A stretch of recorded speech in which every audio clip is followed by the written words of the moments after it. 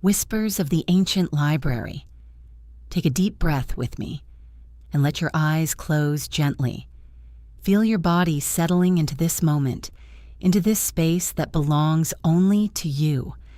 Tonight I want to take you somewhere extraordinary, somewhere that exists in the spaces between waking and dreaming, where stories live and breathe and wait patiently for the right person to find them.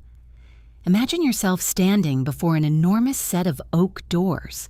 They're ancient, weathered by centuries of hands reaching for their brass handles, carved with intricate patterns that seem to shift slightly in the flickering light of the torches mounted on either side. The doors are slightly ajar, and through the gap you can see a warm, golden glow spilling out like honey, beckoning you forward. Push gently against the door on the right. Feel its weight, solid, substantial, but yielding to your touch. It opens with barely a whisper, as if it's been waiting for you all along. And now, step inside. You're standing in the most magnificent library you've ever seen. The ceiling soars impossibly high above you, disappearing into shadows that dance with warm, amber light. Towering bookshelves stretch up and up, their tops lost in the gentle darkness overhead. Each shelf is packed with books of every size and color. Leather-bound volumes with golden spines, small cloth books tied with ribbon, thick tomes that look like they hold the secrets of the universe. The air here is different. Breathe it in. It carries the scent of old paper and leather, of vanilla and cedar, with just a hint of something floral. Perhaps lavender that someone pressed between pages long ago. There's a weight to this air, a richness that speaks of knowledge accumulated over centuries, of stories told and retold, of wisdom carefully preserved. Listen, the library isn't silent. There's a gentle symphony of sounds that most people never notice in ordinary libraries. The soft whisper of pages turning themselves as if the books are reading each other's stories. The quiet settling of wood and stone, like the building itself is breathing slowly, peacefully. Somewhere in the distance, you can hear the faint scratch of a quill on parchment. Someone, somewhere, is still writing. Take a few steps forward. Your footsteps are muffled by a carpet that's worn smooth by countless visitors, its pattern faded but still beautiful. Deep blues and golds that remind you of twilight skies. The floorboards beneath creak just slightly, a friendly sound that says "welcome" in the language that old buildings speak. To your left, you notice a reading area with deep, comfortable chairs, upholstered in burgundy velvet. Their arms are worn smooth, where thousands of hands have rested while turning pages. Small side tables hold brass reading lamps with warm, steady flames that never seem to flicker. You could easily imagine curling up in one of those chairs and losing yourself for hours. But tonight, you're here for something specific. To your right, a spiral staircase winds its way up to a mezzanine level, its iron railings decorated with delicate metalwork that looks like vines and flowers. You can see more bookshelves up there, and the suggestion of cozy reading nooks tucked between the stacks. But straight ahead, that's where you need to go. There's a path through the main floor, marked not by signs, but by the way the warm light seems to pool in certain spots, creating a gentle trail for you to follow. The light comes from everywhere and nowhere. Not electric bulbs or even candles, but something warmer, more alive. It's as if the books themselves are glowing softly, sharing their inner light with anyone who comes seeking. As you walk deeper into the library, you begin to notice that the books are organized in ways you've never seen before. One section seems to be arranged by the color of their covers, all the deep blues together, creating a wall of twilight. Another section is organized by size, from tiny volumes no bigger than your palm to massive atlases that would take two people to lift. But most intriguingly, some sections seem to be organized by feeling. You pass a shelf labeled simply "For Rainy Days" in elegant script on a small brass plaque. Another reads, When You Need Courage. And there. Stories for the space between day and night. You pause at this last section. The books here seem to shimmer slightly, their covers catching the ambient light in ways that make them appear almost liquid. These are books that understand the particular magic of twilight hours, stories that know how to speak to hearts that are tired, minds that are ready to rest, souls that are seeking something gentle and true. Run your finger along the spines. Some are smooth leather, some are cloth with raised lettering, others have covers that feel like silk or velvet. Each one seems to pulse gently under your touch, as if it has a heartbeat, as if it's alive and aware of your presence. But you're looking for something specific tonight. Not just any story, but the right story, the one that's been waiting for you, the one that knows exactly what your spirit needs to hear. Keep walking, following that trail of warm light. It leads you past sections devoted to forgotten queens and women who changed everything quietly. You glimpse titles like The Cartographer Who Mapped Dreams and The Healer Who Spoke to Stones. These are the stories that don't often get told, the ones about women whose names were written in water but whose impact rippled through generations. The light trail curves gently to the right, taking you around a corner where the ceiling is lower, more intimate. Here, the atmosphere changes subtly. The books are smaller, more personal. The shelves are closer together, creating cozy alcoves perfect for quiet contemplation. This feels like the heart of the library, the place where the most precious stories are kept. And there, on a shelf at exactly eye level, you see it. A book that's neither large nor small, bound in deep green leather that seems to shift between emerald and forest green, depending on how the light hits it. There's no title on the spine, just a simple symbol, a crescent moon cradling a single star.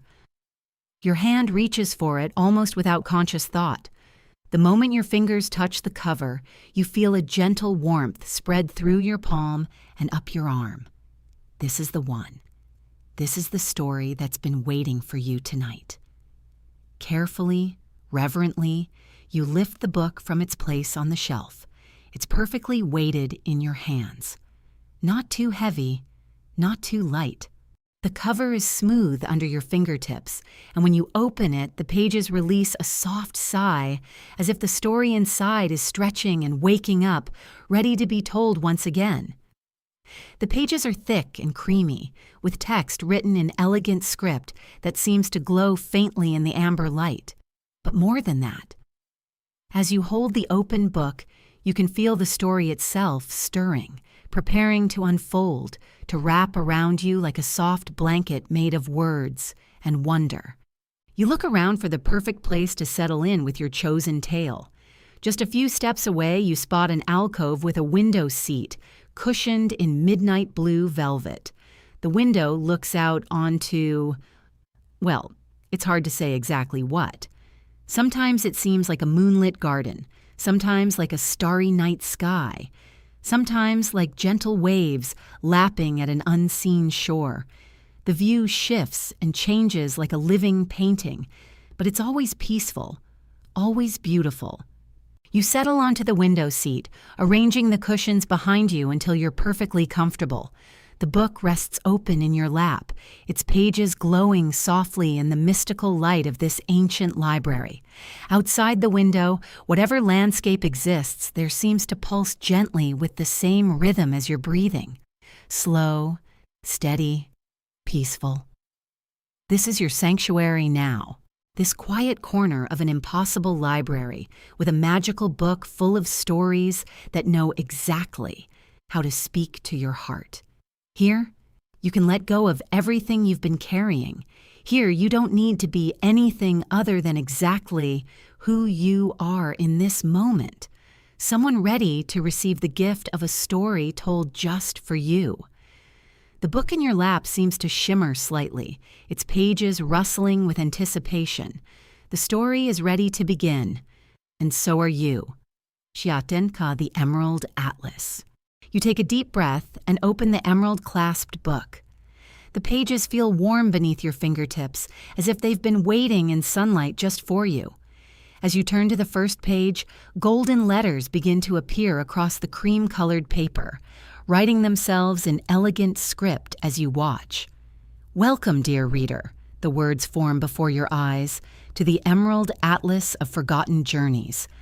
The letters shimmer and fade, replaced by new ones. Every woman who has ever felt lost, every soul who has carried the weight of others' expectations, every heart that has yearned for something more. Their stories live here. You settle deeper into your reading nook, the soft cushions embracing you like a gentle hug. The library around you seems to grow quieter, more intimate, as if the very walls are leaning in to listen along with you. A new page turns itself, and an illustration begins to bloom across the paper. Delicate lines of green and gold ink sketch themselves into existence, forming the image of a woman standing at the edge of a vast, unknown land. She carries a simple pack on her shoulders and wears the expression of someone who has finally chosen herself. "This is Mira," the text explains as it appears, "a cartographer in the great city of Thessera, where maps were currency and knowledge was power." You can almost see her now, this woman who spent her days charting territories for merchants and explorers, always drawing the paths for others to follow, never taking one herself. The illustration shows her small workshop, filled with partially completed maps, ink stains on her fingers, and that particular exhaustion that comes from pouring yourself into work that serves everyone but you. For 15 years, the story continues, Mira drew the dreams of others. She mapped trade routes to distant spices, charted safe passages through treacherous mountains, and sketched the locations of hidden treasures she would never seek herself. The words pause, letting you absorb this image. How familiar this feels. This life of facilitating others' adventures, while your own dreams gather dust like the rolled maps in the corners of Mira's shop. But Mira had a secret, the text reveals, and you lean forward slightly, drawn into her world. Hidden beneath her official charts and commission maps, she kept a private collection, maps of places that didn't exist yet, territories of possibility she drew from her dreams. The page turns, revealing an illustration of these secret maps. They're beautiful, fantastical charts of islands shaped like sleeping women, mountain ranges that spell out forgotten names, and rivers that flow in spirals toward destinations marked only with symbols of hope. Each night after completing her assigned work, Mira would light a single candle and let her pen wander across blank parchment. She drew the geography of her longings, the topography of her unexpressed self. You can picture her so clearly now, working by candlelight, finally free to create something that belonged entirely to her. The image fills you with a strange, sweet ache. The recognition of your own unexpressed territories, the maps you've never had time to draw. One evening, as autumn painted the city in shades of gold and amber, something extraordinary happened. The text shimmers with anticipation. As Mira worked on a map of an imaginary realm she called the Emerald Territories, her pen began to move of its own accord. The illustration shows her hand, guided by some invisible force, sketching details she had never imagined, cities with names and languages she didn't recognize, paths that seemed to pulse with their own inner light. And at the center of it all, a destination marked simply with the symbol she had always used for home, though she had never known what home truly meant to her. When the map was complete, Mira stared at it in wonder. It felt more real than any chart she had ever drawn of actual places. And in the corner, in handwriting that was hers but somehow more than hers, were the words, "For the woman ready to find herself." You feel a gentle stirring in your chest, as if something long dormant is beginning to wake. The story continues, the words appearing with perfect timing, as if they know exactly when you're ready for the next revelation. That night, Mira dreamed she was walking the very paths she had drawn. She felt grass beneath her feet that she had never touched, breathed air scented with flowers she had never seen, and heard her own laughter echoing across valleys she had only imagined. The page shows her sleeping face, peaceful in a way she had never looked while awake, and around her head, like a gentle aurora, float images from her dream journey. She woke with dirt under her fingernails and the taste of wild honey on her lips. This detail makes you smile. The beautiful impossibility of it, the suggestion that some journeys are so real they leave physical traces, even when taken only in dreams. For 3 days, Mira tried to return to her ordinary work, but every official map felt flat beneath her hands. Every commissioned chart seemed to drain the color from her world. The Emerald Territories map lay on her desk like a whispered invitation she couldn't ignore. You understand this tension so deeply, the pull between what you're supposed to do and what calls to your soul. The way ordinary responsibilities can feel like borrowed clothes that no longer fit.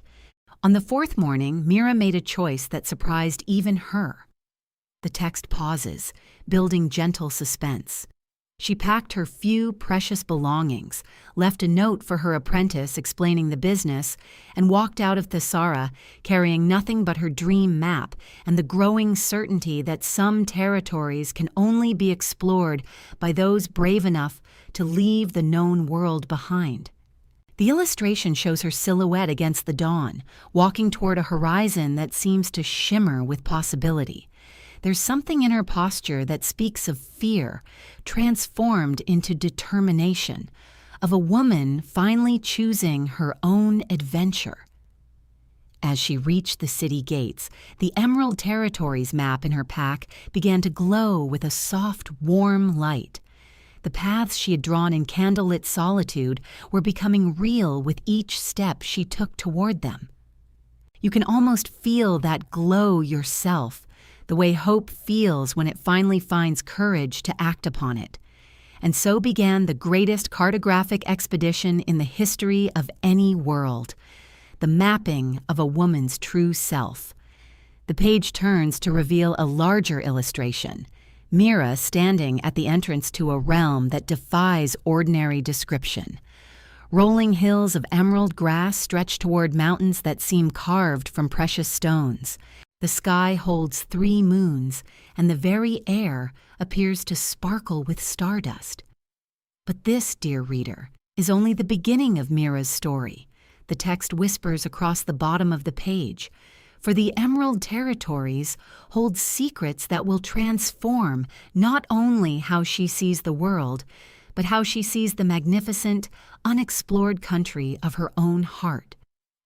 The book grows warm in your hands, and you realize that somewhere in the telling of Mira's tale, your own breathing has deepened, your own shoulders have relaxed. The story is working its quiet magic, creating space for you to remember your own unexplored territories, your own maps yet to be drawn. The next page is already beginning to shimmer with new words, new images, ready to carry you deeper into this world where women's dreams become landscapes worth exploring. Saki, the sunken city of Ethelgard.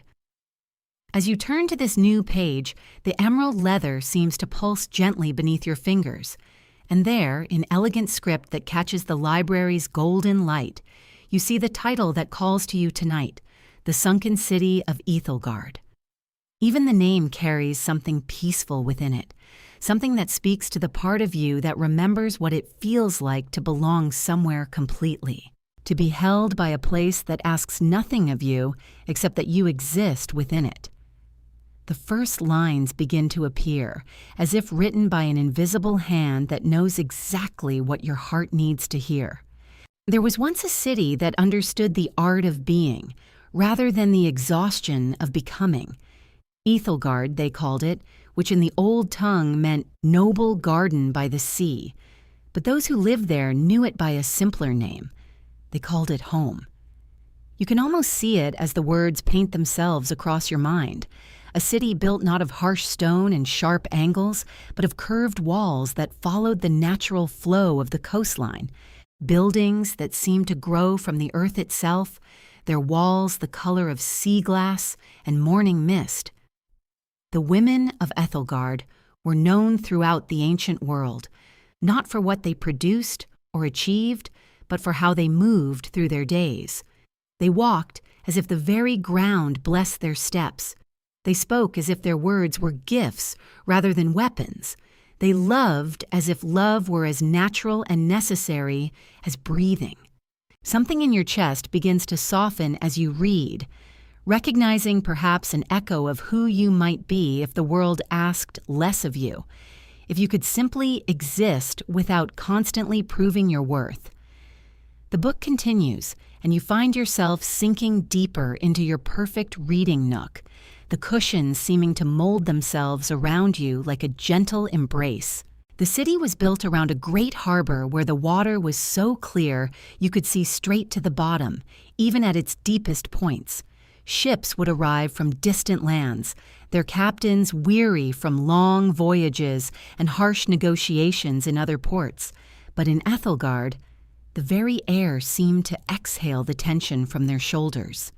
You can picture it. The way sunlight would dance through that clear water, creating patterns of light that shifted and swayed like living things. The way the women of the city might have moved along those harbor paths, unhurried, carrying baskets of sea-sweet fruits and flowers that bloomed in colors that had no names in other languages. There were no great monuments to individual achievement in Ethelgard, no statues celebrating conquest or accumulation. Instead, the city's beauty lay in its understanding of enough beauty, enough comfort, enough time to watch the way morning light painted new colors across familiar walls. The words seemed to settle into your bones like a gentle medicine, reminding you of something you'd almost forgotten, that there was once a time, maybe when you were very young, when enough felt possible, when you didn't carry the weight of everyone else's expectations like stones in your pockets. The women kept gardens that spilled over walls and wound through streets like green rivers, not because they were required to, but because beauty, they understood, was not decoration. Beauty was sustenance. Beauty was the daily bread that fed something deeper than hunger. Your breathing has found a rhythm now that matches the gentle cadence of the story. In and out like waves against a peaceful shore, the library around you seems to fade at the edges, becoming less solid, more dreamlike, as if you're floating somewhere between the reading nook and the ancient city itself. In the evenings, when the work of the day was complete, the women would gather in the common spaces, not to compete or compare, but simply to be together. They would share stories, yes, but also comfortable silences. They would offer help, but never advice unless it was asked for. They understood the difference between supporting and fixing, between witnessing and solving.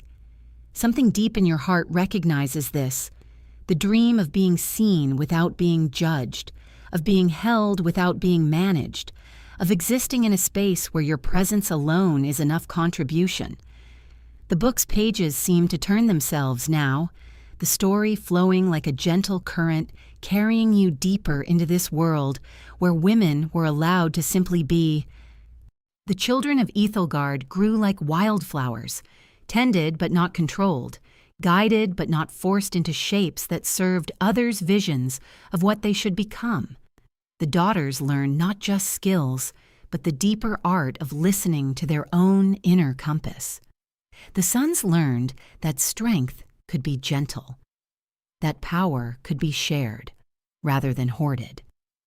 You find yourself imagining what it would have been like to grow up in such a place, where your natural rhythms were honored rather than corrected, where your sensitivity was seen as a gift rather than a weakness to overcome, where your dreams were treated as precious seeds rather than impractical distractions.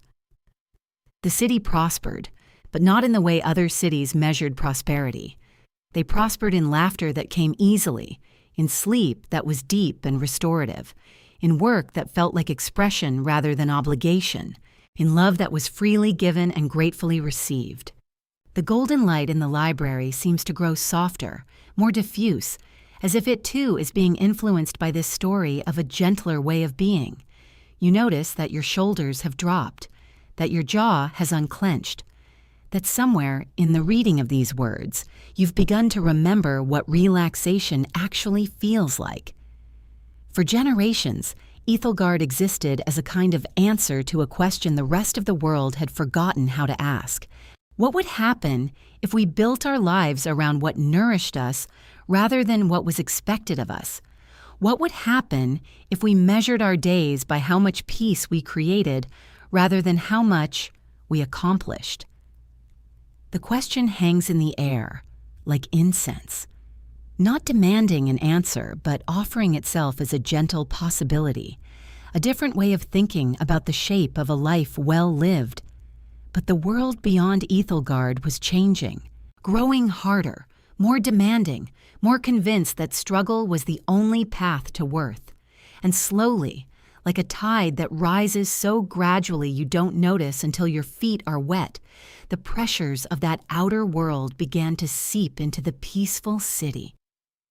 You feel a small pang of recognition, the way peace can be so fragile in a world that rewards chaos, the way gentleness can feel like luxury when everyone around you is armored for battle. The women began to feel it first, the subtle pressure to be more, do more, prove more, the whisper that their contentment was somehow selfish, that their peace was somehow lazy, that their enough was somehow not enough.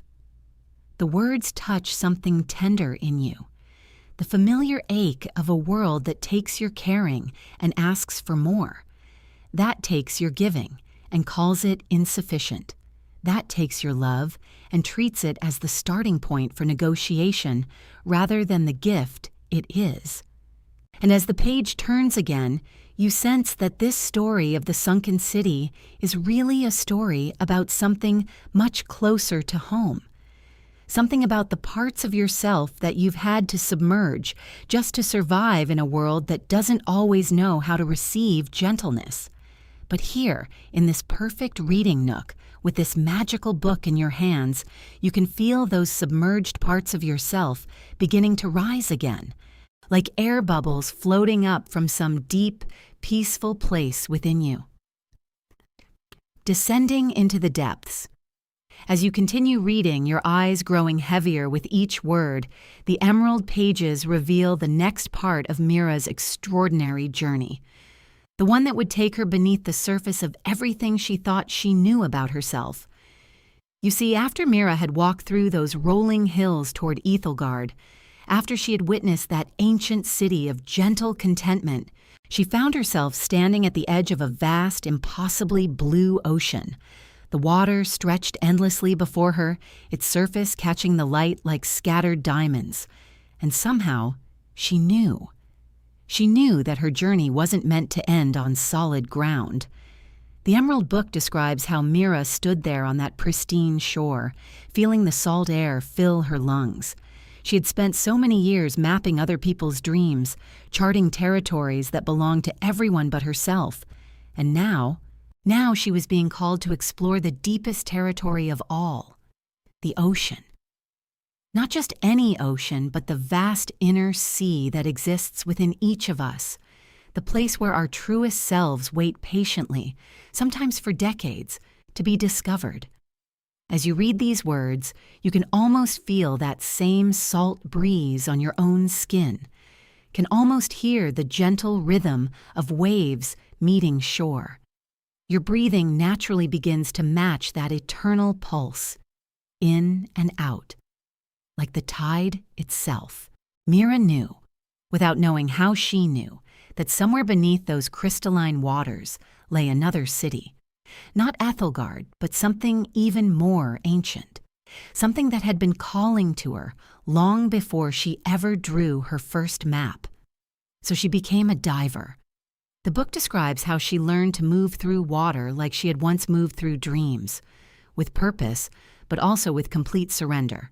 how she discovered that diving wasn't about conquering the depths, but about allowing them to embrace you.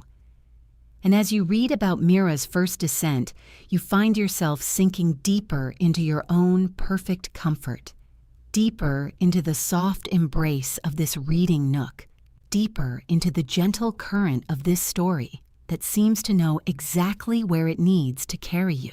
The emerald pages shimmer as they describe Mira's underwater world. And oh, what a world it is. Picture her now, moving gracefully through layers of blue that shift from turquoise to sapphire to the deepest indigo. Her movements are slow, deliberate, peaceful. There's no rush here, no urgency, just the gentle art of allowing yourself to sink into something vast and welcoming. Around her, forests of kelp sway in the underwater currents like ancient dancers, their long, graceful fronds moving in perfect harmony with the rhythm of the sea. Some are emerald green, others a rich golden brown, creating cathedral-like spaces between their towering forms. And the light down here is magical. It filters through the water in soft, shifting beams that paint everything in an ethereal glow. Sometimes bright silver, sometimes the palest gold, sometimes that perfect blue-green that exists nowhere else in nature. You can feel your own body relaxing deeper as you read about Mira's descent, your muscles letting go of tension you didn't even know you were carrying, because there's something about moving through water, even imaginary water, that reminds your nervous system how to truly rest. The book describes schools of fish that move like living clouds, thousands of tiny silver bodies flowing together in perfect synchronization.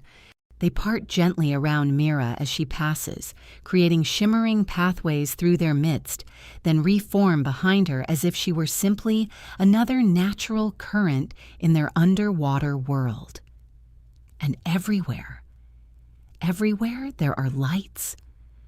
Bioluminescent creatures that pulse with their own inner radiance.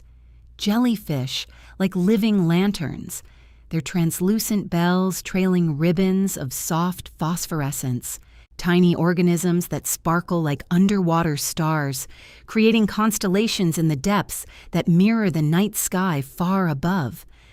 It's as if the ocean has its own gentle nervous system, a network of light and life that connects everything in the most beautiful, peaceful way imaginable. Mira moves through this underwater paradise with a sense of coming home. The book describes how, with each gentle kick of her fins, each graceful movement of her arms, she feels layers of old anxieties simply floating away, dissolving into the vastness around her like salt dissolving into water. Down here, there are no deadlines, no expectations, no need to be anything other than exactly what she is in this moment. An explorer of her own depths, moving at her own perfect pace toward whatever waits for her in the darkness below.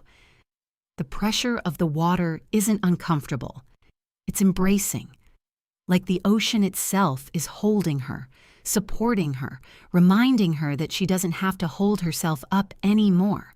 She can let the water carry her weight, let the current guide her movements, let the vast blue silence fill all the spaces where worry used to live. And the sounds. Oh, the sounds are like nothing on the surface world. There's the distant song of whales, so low and resonant it seems to vibrate through her entire being, the gentle whisper of water moving through coral formations, the soft percussion of bubbles rising toward the surface, each one carrying away something she no longer needs to carry. Even her own breathing has changed. Slow, measured, completely in rhythm with the underwater world around her. Each exhale releases not just air, but everything that felt heavy on the surface. Each inhale draws in not just oxygen, but peace, calm, the kind of deep restoration that can only happen when you finally allow yourself to sink into something vast and accepting. As you read about Mira's journey into the depths, you can feel your own breathing matching hers, slow and rhythmic, perfectly synchronized with this underwater world that exists now in your imagination, but feels as real as the soft fabric beneath your fingertips. The Emerald Book describes how Mira can see something glowing in the distance now, not the scattered lights of sea creatures, but something larger, something that pulses with a warm, golden radiance that seems to call to the deepest part of her soul. She knows, with the certainty that comes only in dreams and in moments of perfect intuition, that she's approaching something extraordinary, something that has been waiting for her, waiting for anyone brave enough to dive beneath the surface of their everyday life and explore the magnificent depths within. And as she swims toward that distant glow, moving through the water like she was born to it, Mira feels a smile spread across her face, because she realizes that all those years of mapping other people's dreams, all those careful charts of territories that belong to everyone else, they were just preparation for this moment. This journey into her own depths, this exploration of the vast, beautiful ocean that exists within every soul brave enough to dive beneath the surface. The golden light grows brighter with each gentle stroke. And you can feel yourself being drawn toward it too, carried by the same peaceful current that guides all true explorers home to themselves. The crystal gardens of Ethelgard. The golden light begins to take shape, revealing itself not as a distant star, but as something far more wonderful, far more alive. The ruins of Ethelgard rise before Mira like a dream made manifest. Ancient buildings wrapped in living coral, their walls shimmering with crystals that have grown over centuries of peaceful slumber beneath the waves. And you can see it too, can't you? The way the structures seem to breathe with gentle light. The way each crystal catches and holds the ocean's glow, transforming it into something softer, something that feels like coming home after the longest journey. Mira swims closer, her movement slow and reverent. And as she approaches the first building, you notice how different this architecture is from anything in the world above. These aren't monuments to power or achievement. These are spaces designed for rest, for contemplation, for the quiet joy of simply being. The doorways are rounded like embraces. The windows curve like gentle smiles. And everywhere, the coral has woven itself into patterns that speak of patience, of time moving at its own sweet pace, of growth that happens not through force, but through the simple act of existing in harmony with what surrounds you. And then, something magical happens. The first spirit appears. She emerges from behind a column wrapped in sea anemones, her form translucent as moonlight on water, and her face, her face holds the most beautiful expression of welcome. Not surprise, not judgment, just pure, gentle recognition. "You found us," she says, though her voice seems to come from the water itself, from the crystals, from the very heart of this peaceful place. "We've been waiting for someone like you." More spirits begin to appear. Women of all ages, their forms shimmering like heat waves, like the memory of warmth on a cold day. They move toward Mira with the unhurried grace of those who have learned that rushing changes nothing, that the most important things happen in their own time. And you can feel their energy, can't you? The way they carry themselves without the weight of others' expectations, without the constant need to prove or perform or be anything other than exactly who they are in this moment. "Welcome to our gardens," another spirit says, gesturing toward what at first appears to be empty space. But as your eyes adjust, as you allow yourself to see with the deeper vision that comes in dreams, the gardens reveal themselves. Forests of kelp sway like ancient trees, their fronds catching the crystal light and transforming it into dancing shadows that play across the coral walls. Schools of luminescent fish move between them like living flowers. their scales painting trails of blue and gold and silver in the water. But it's more than just beautiful. It's alive with intention. Every plant, every creature, every arrangement of stone and crystal speaks of a different way of being. This isn't nature conquered or controlled. This is nature invited to be its truest self, just as the women of Ethelgard learned to be theirs. We tended these gardens for centuries, one of the spirits explains, her hand trailing through the water to touch a cluster of sea flowers that bloom in response to her presence, not to make them perfect, but to help them become what they already were, deep down, in their most secret hearts. Mira nods, understanding flooding through her like warm honey. And you understand too, don't you? How different this is from the world above, where gardens are forced into shapes that please others, where growth is measured and managed and made to serve purposes that have nothing to do with the plant's own nature. Here, the coral grows in spirals because spirals bring it joy. The crystals form in clusters because they sing more beautifully together. The fish swim in patterns that follow not efficiency, but the pure pleasure of movement through water that loves them back. Come, the first spirit says, extending her hand to Mira. Let us show you the heart of our city, the place where we learn to stop carrying what was never ours to carry. They move deeper into the ruins, through courtyards where crystal formations create natural amphitheaters, past buildings whose walls are alive with bioluminescent moss that pulses gently, like a sleeping heart.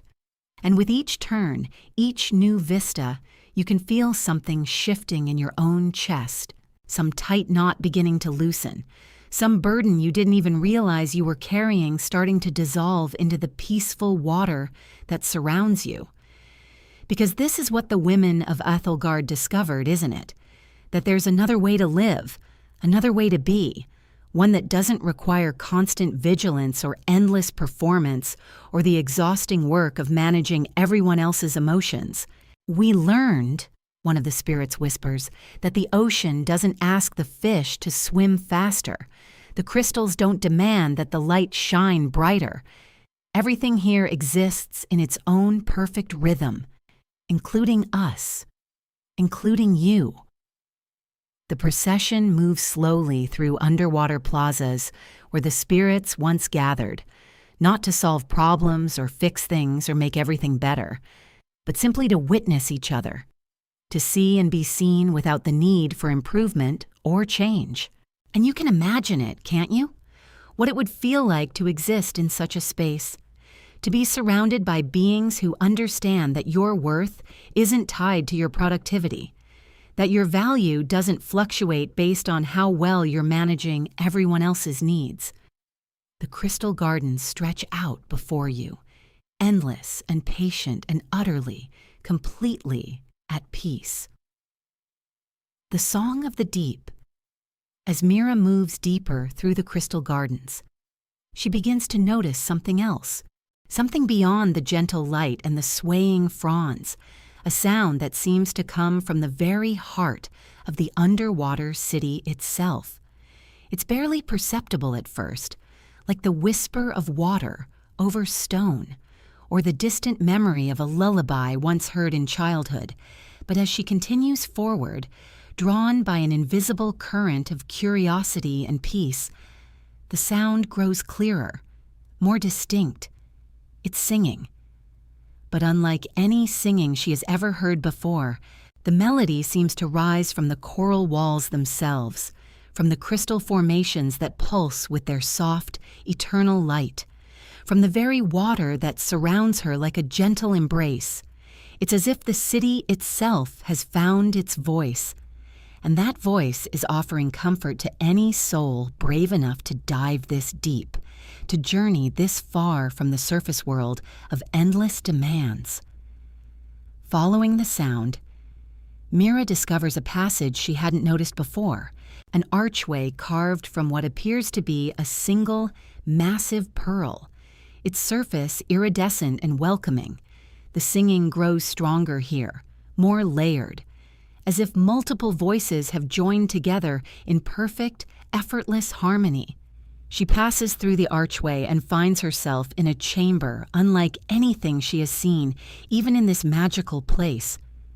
The space is circular, intimate, with walls that curve upward like the inside of a shell, and everywhere, seated on ledges carved into the pearl walls, floating gracefully in the water itself, are the singers. They are women, but women transformed by their time in this deep place, their hair flowing like seaweed, their skin luminous with the same gentle light that fills the city. Their eyes are closed, their faces serene, as they add their voices to the eternal song that fills this sacred space. Some sing with voices high and clear as crystal chimes, others with tones deep and resonant as whale song. Some hum melodies that seem to carry the rhythm of tides, while others weave harmonies that feel like the musical equivalent of moonlight on water. But it's not just the beauty of their voices that stops Mira in wonder. It's what the song is doing to her, how it's moving through her body, her mind, her very soul. With each note, she feels something releasing, some tension she didn't even know she was carrying. The melody seems to find every knot of worry, every tight place where she's been holding stress or fear or the weight of others' expectations. And gently, so gently, it begins to untangle these burdens. The song speaks without words, but somehow she understands its message perfectly. It tells her that she is enough, exactly as she is, in this moment. It reminds her that she doesn't need to fix anything or solve anything or be anything other than what she already is. As the harmonies wash over her, Mira realizes that this is what she has been searching for all along, not just in her journey to this underwater realm, but in all her years of mapping others' dreams while ignoring her own. This feeling, this deep cellular knowing that she belongs, that she is welcome, that she can simply be.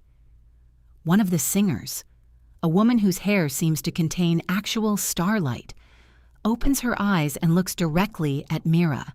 Her gaze is kind, knowing, completely without judgment. She extends a hand, an invitation, and somehow Mira understands. She is being invited to add her own voice to the chorus, to become part of this eternal song of peace, of acceptance, of profound unconditional rest. But she doesn't need to sing perfectly, or even beautifully. The woman's eyes tell her this. The gentle current of the water confirms it. The very atmosphere of this pearl chamber whispers it. She is invited to sing simply because she is here, because she has made the journey, because she exists. And so, tentatively at first, then with growing confidence, Mira begins to hum. Her voice is small compared to the others, uncertain after so many years of silence, but it finds its place in the harmony as naturally as a stream finds the sea. The other voices seem to welcome hers, to make space for it, to weave around it in support and celebration. And as she sings, Mira feels herself becoming part of something larger, something that has been here long before her arrival and will continue long after she returns to the surface.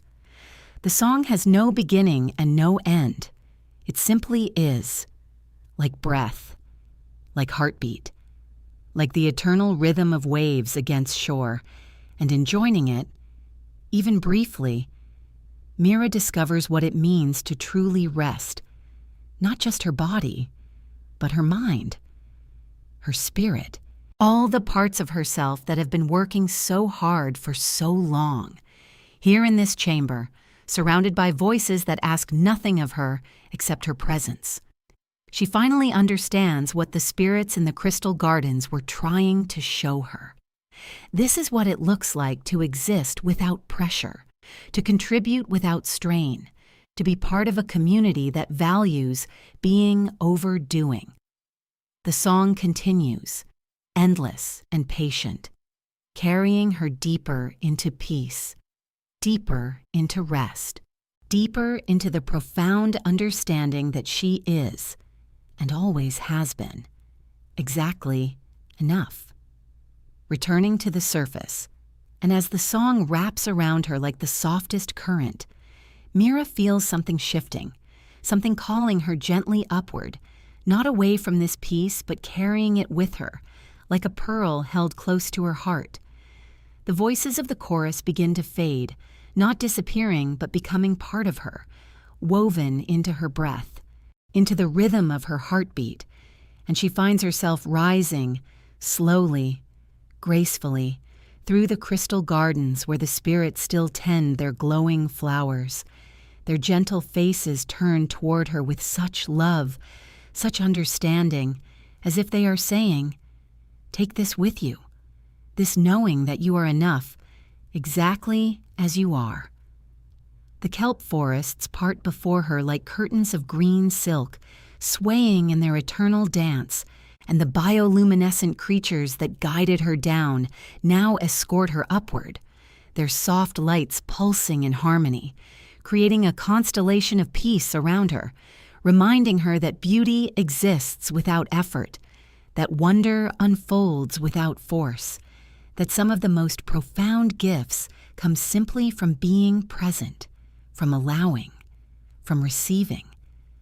Higher and higher she rises, through layers of blue that grow lighter, more luminous, carrying with her the memory of the pearl chamber, the feeling of voices that ask nothing but her presence, the deep knowing that somewhere beneath the surface of everything, there exists a place where women gather not to perform or prove or carry burdens, but simply to be, to sing, to rest in the truth of their own worth.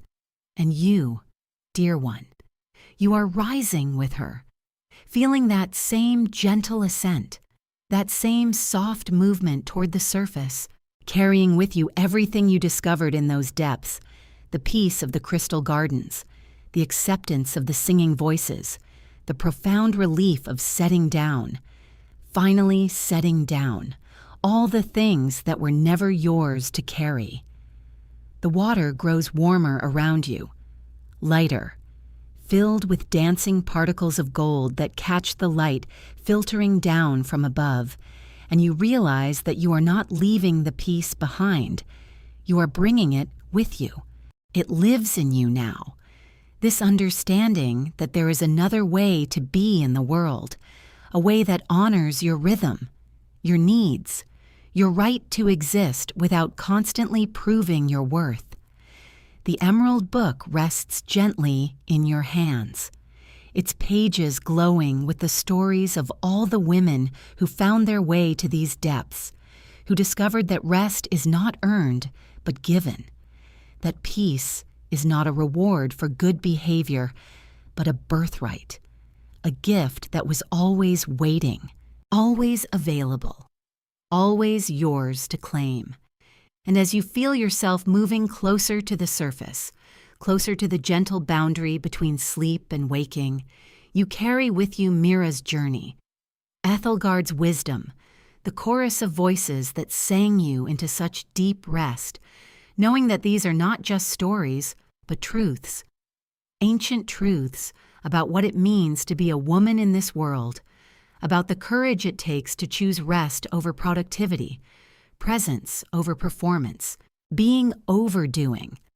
The light above grows brighter, softer, like the first hint of dawn, and you feel your breathing becoming even more gentle, even more natural, as if the rhythm of the ocean has become your rhythm, as if the peace of those underwater gardens has taken root in your chest, expanding with each breath, settling into your bones, your muscles, your mind. You are almost at the surface now, almost ready to let sleep take you completely, and you can feel how different this is from all the other times you tried to rest, how this is not about forcing yourself to be calm, but about remembering that calm is your natural state, that peace is not something you have to create, but something you can return to, like coming home, like surfacing in familiar waters. The emerald book grows heavier in your hands, not with weight, but with the satisfying heaviness of something complete, something whole, and you feel yourself beginning to close it, to close your eyes, to let the last few bubbles of consciousness rise to the surface and disappear into the vast quiet of sleep. Above you, the surface of the water shimmers like silk, like the boundary between one world and another. And you know that when you cross it, when you finally let yourself sink into sleep, you will carry with you everything you need, all the peace you discovered, all the permission you were given, all the voices that sang you into such profound rest.